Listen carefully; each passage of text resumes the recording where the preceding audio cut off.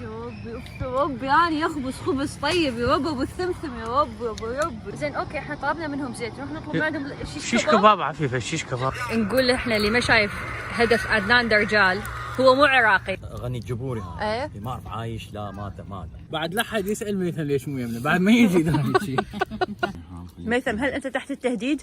لا هل اكو مسدس على خصرك؟ لا، بكامل قواي العقليه. راح نصب اول شيء الليميه، نصب طبعا. هلا وشلونكم؟ طبعا بدنا نريد نروح للبارك وبدنا نريد ناكل باميه ويا بيت ميثم، بس قلت لكم ناسي اشتري خبز عرب. فاللي سوي او اللي راح اسويه، راح اعجن خبز اكيد يعني. استخدمت هاي الخمر الفوريه، وشويه راح احط شكر حتى تتفاعل. كوب مي دافي، لا حار ولا بارد. اسوي هيجي واتركها في 10 دقائق وارجع على ما تكون الخميره شويه تفاعلت. فعلا تفاعلت، ما حقدر انتظرها هوايه بصراحه. الساعه 10 الصبح واريد اسرع اكمل خبز على مود نروح للسفره. فهسه شو راح اسوي؟ عندي طحين متعدد الاستعمالات بالنسبه للي داخل امريكا، صورته موجوده على الشاشه حتى تعرفون اذا تريدوني نوع اني استخدم للخبز. هذا اول كوب، راح احط 4 اكواب طحين. هنا أنا عندي نص كوب من طحين الاسمر، همينه صورته موجوده على الشاشه بالنسبه للي داخل امريكا. نبدي نعجن. هسه راح احط الكوب الثاني. هاي العجنه الاولى، بعدين نتركها ترتاح 10 دقائق، نجي نعجن هوايه، يسموه عجين الرده، رده العجين عفوا. نحط لها ملح ونبدي نعجن كلش هوايه. فهسه هاي العجنه الاولى عجنه خفيفه بدون اي شيء. كنت مغطيته لمده 10 دقائق. هسه راح اجي اسوي له عجينه الرده. طبعا حطفت الملح، طبعا لان انتم ما تريدون الخبز مالتكم يكون ما بيه ملح، نعطيها عجنا مبرحه. كل ما تعجنين العجين اكثر كل ما يطلع الخبز اطيب. اخذيها قاعده، تمام؟ هذا الشيف ليف اليوم جاب لنا هديه. لا انقهر علينا خطيه، شاف عندنا عين واحده يوم اللي نسوي شوربه عدس، قال شنو هذول؟ تجيب لهم فشي خطيه، فرحم الله والدي. شكرا جزيلا.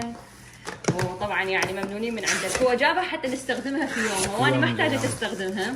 يوم اجى يوم فما قبل انه ياخذ الباكيت من جديد ابد. ما فتحناه اصلا. هاي اول مره نفتحه. ندشنا بهذا الفيديو. شكرا ليث.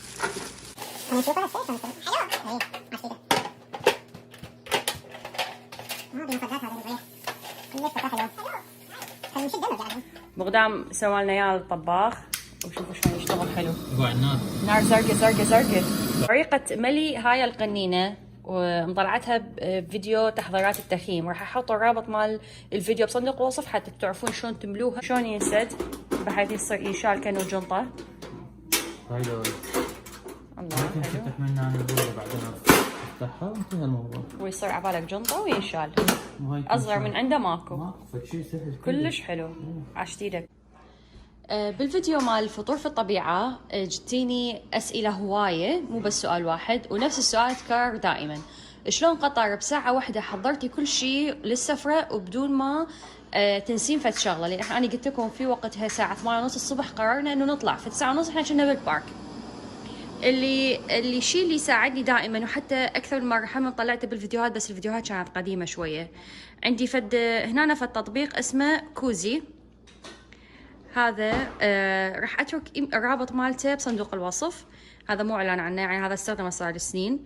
كاتبه بيه التفاصيل اللي اريدها، يعني الاشياء الاساسيه مثلا قوري، شاي، شكر، هيل، الاشياء اللي راح تحتاجها. طبعا طباخ، خنينه، جداحه، اكو شغلات متصله وحده باللغ احطها بحيث ما انساها. هي هاي انا كاتبتها ودائما هي نفسها اخذها وياي بكل مكان من اريد اطلع سفره ما انسى فد شي بيها. شوية نعيش بعيدين عن الأسواق العربية، فنريد كاهي، فمو مال نروح عنا ساعة كاملة عمود نشتري كاهي من الصبح. فجبنا جبت هاي، انتظرتها تموع شوية وبعدين فتحتها قطعتها قطع. فد بيضاية هيجي طرقتها ومسحت عليها، وهسه حطيتها بالأوفن 400 درجة، وهسه راح تصير أطيب كاهي. صارت تجنن. كاهي لو مو كاهي. يتدلل الميثم يتدلل. هذا منو هذا؟ أشرف صديقك؟ صاحبي. ايش قال لك؟ يقول شنو هاي بس يوكلوكم بقوليات بقوليات لا جيمر لا كاهي. ايه فقالوا لك لا جيمر ولا كاهي. إيه. قطر ما تسوي لك لا جيمر ولا كاهي مو؟ لا جابت لك جيمر وكاهي وهالشيء بعد هذا؟ دبس البيادر هذا ما اشتريته من اسواق عربيه، هذا جبته من العراق. لا كذب، دزوا لي اياه من العراق. من العراق شنو؟ يعني تعرفون شو حقيقه اجاني باكج ودزوا لي اياه من العراق. مشكورين شركه الملويه، عاشت ايدكم. يعني دبس البيادر بصراحه من اطيب انواع الدبس اللي ماكليها بحياتنا. دلل ميثم. يدلل ميثم. وهاي طبعا احنا بعد ما فات يومين كامله وهو بالثلاجه. الجيمر الأصلي مكون واحد، لا طحين ولا نشا ولا هم يحزنون. شاف جيمر لا مو جيمر؟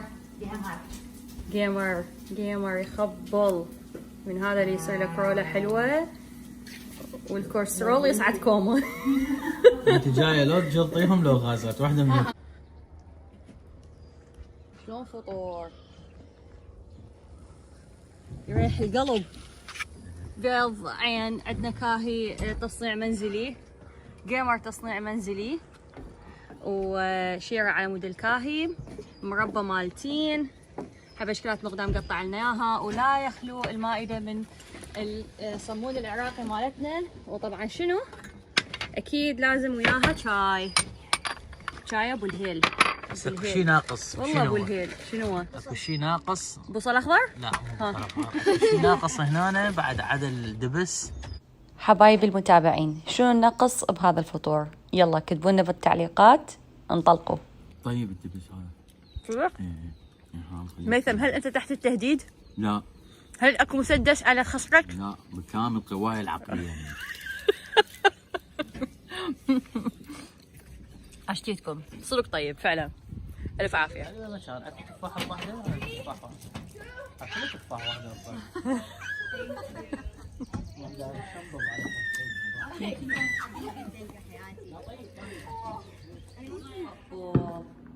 يجنن. هسه راح اشنق العجين. طبعا راح اشنقه بالماء، اكو يشنقوه بالطحين بالماء، يعني عادي ماكو فرق.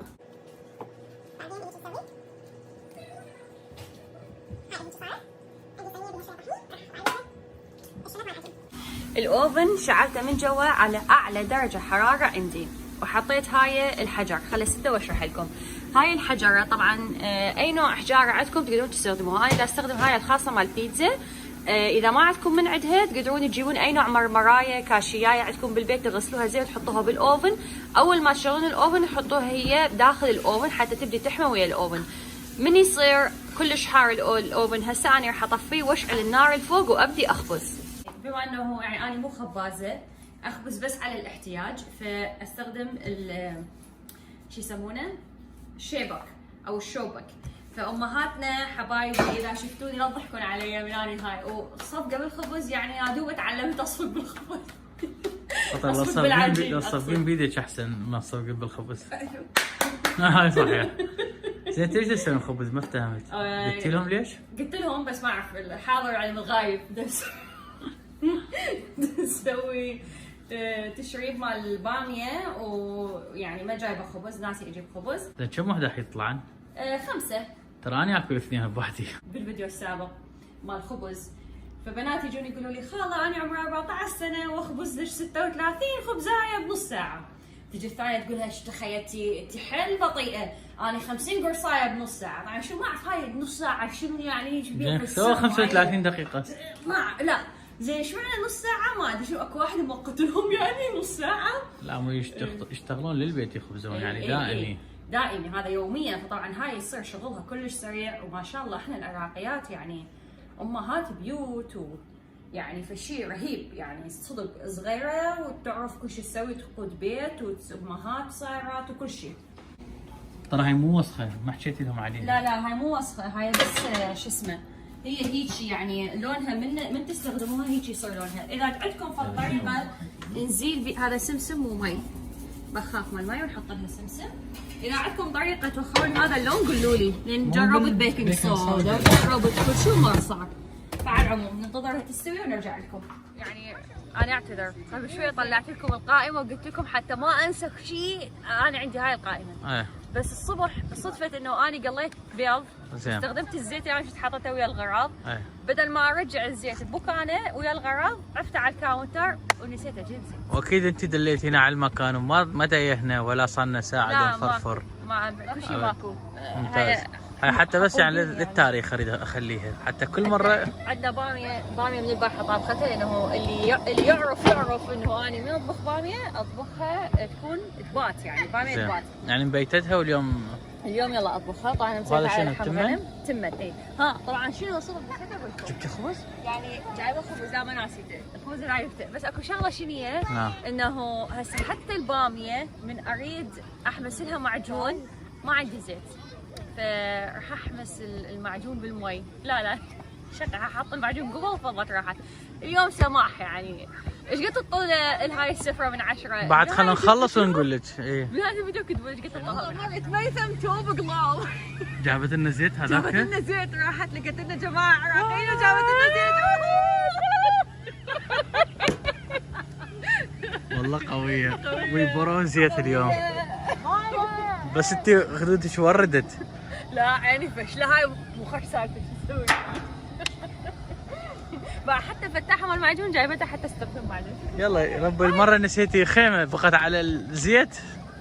طاح شنو اجماله زيت زيتون همنا مو اي زيت خلف الله عليهم. اجا زيت طنيا خلينا نشوفها. ها سوريين جماعه؟ راسي.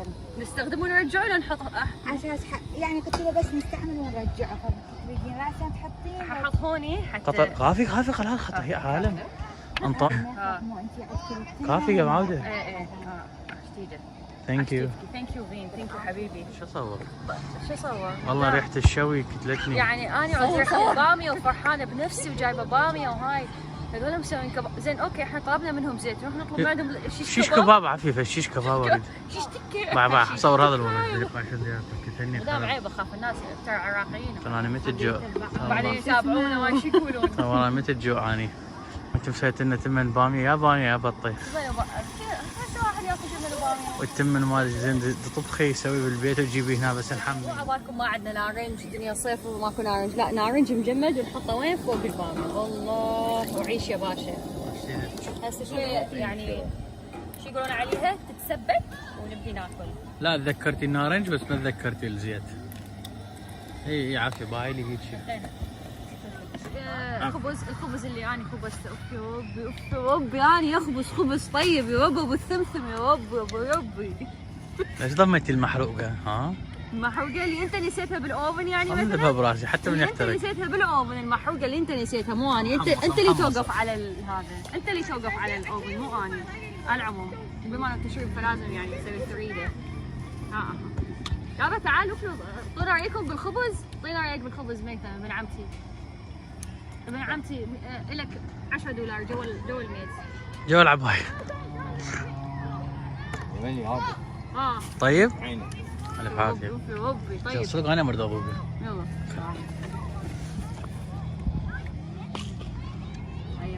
تعال بين حبيبي. حطوا يا خاطر تعال. تدخلي حالك زوجي نص علي. أكيد. مسرة. ألف عافية حبيبي. نقول احنا اللي ما شايف هدف عدنان درجال هو مو عراقي ومارك لأول مرة دا يتعرف على الهدف.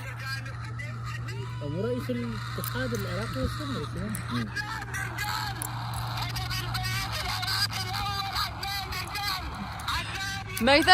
ميثم شو تقول على هذا الهدف؟ هذا تاريخي هذا ما ما ينسي. ما ينسي. هذا معلق منو وين صوته؟ غني جبوري هذا. ايه ما اعرف عايش لا مات ايه ايه ومن ذا بالثمانينات هو يمكن بال 85 ما اتذكر. أنت من سويتي بالسيرش ايش كتبتي هدف؟ بس كتبت هدف عدنان كان راسا يطلع لي عدنان درجال على كوريا جنوبية. لا يعني فشي تاريخي. يا سنة هذا؟ 1984. 84 شو بسرعة عرفتوا؟ هذا عن اليوتيوب. على اليوتيوب كان مكتوب؟ اوكي. طبعا الاجواء يمنا كلش ساحرة وجميلة ومكانكم خالي والوطن غالي. هناك كله بوتات 6 حاليا وبعد ما نغدي. بعد ما متعشين قصدك؟ خلصت الغداء علينا صار هذا عشاء. شوفوا احنا جدارينا جاهزة. هاي شو العلاقة؟ الباميه صارت جاهزه، التمن دا يتهدر ما اريد افتحها. بس ما تكونوا انتم هناك وشغلك تسوي غدا وعشاء، بس تقولي انا سويتها غدا وعشاء. هاي بابا احنا مقدام شو نقول؟ المتابعين مو يقولون قضيتوها على ابن عمتك بقوليات؟ انا ما سويت بقوليات بس سويت باميه. تعس من البقوليات. بعد لا حد يسال ميثم ليش مو يمنا بعد ما يجي هذا شيء. يلا باميتنا صارت جاهزه غالي وغالي. وهسه راح نصب اول شيء الليميه، نصب طبعا.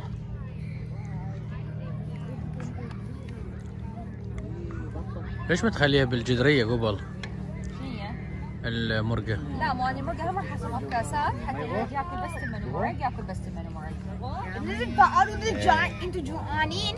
ايه اوكي بس احنا على قولة باسل اهلا وسهلا فيكم. اهم شيء وين ما تكونوا اهم شيء تكونوا جوعانين. كنا جوعانين ماكو واحد ما جوعان. ولا 4 صدق طيبه مو؟ باعوا احنا ما يحتاج انه نبلغ اللي قاعدين دائما دايرين احنا عراقيين، مبينه من الباميه مالتنا ما؟ من الديميه مالتنا. طبعا شلون شو اسمه طباخ يعني الف رحمه على والديك ليث. اي سوير صح صدق يعني يسوى. احلى شيء مو؟ كلش صار الموضوع. تصدق بس واحد هاي اللفظه هاي لفظه تعلمتها من امي في اليوم. حبيبي قطر هاي بالفواتح هم يسوون نفس الشيء ترى. صدق؟ بالفواتح بالاعراس يجيبون مواعين ويصبون بها. هذا يا هذا غشكم معي؟ خلي يشتمون وينهم؟ وينهم خلي يشتمون خلي تفيدهم الهاي مالتهم. ذلونا بركة الكباب. مقابلنا شلون يشوفون لقيتهم حسبنا والعالم علينا. يومي يومي ما شفتون اللحمه ما راح يبين نفسك انه ما ماكل بحياتي. لحمة لحمة ايديها. اول مره اشوفك لحمه. لا معقوله مارك يعني مو لهالدرجه مو بهالضغط. لا فيديوهاتي وين راحت؟ ما تقول لا لي. تقول هذا شنو؟ ما هذا لا فد روبوت هذا حفار على قولتها البطيخ. دليميه دليميه مو دليميه يا متعلمين بتوع المدارس. بامية هاي دليميه على طريقه اهل بغداد ها لانه انت مسوية دليمية الاصلية؟ اي طبعا مسويتها مع كل احترامنا اكيد لهم، بس هاي دليميه اهل بغداد اللي هي دليميه كذاب. يلا يا بتفضل.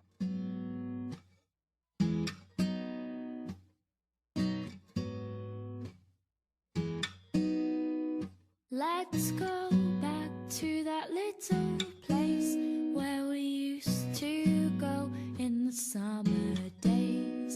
We dip our feet at the water's edge and everyone would come along to meet us there.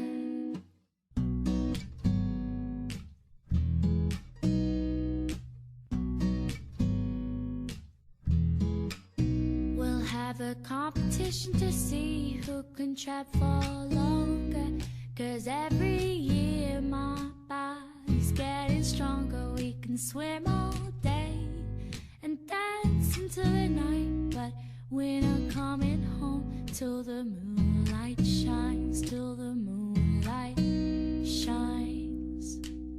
Do do do do do do do.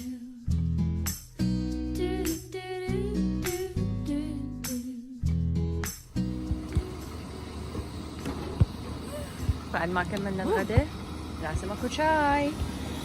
هنا ماي زين منتظرين يصير.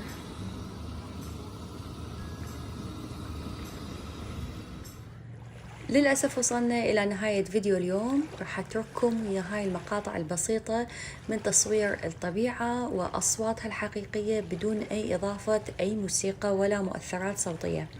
إذا عجبكم الفيديو لا تنسون حطونا لايك واشتركوا بالقناة وتفاعلوا ويانا بصندوق التعليقات. مع السلامة.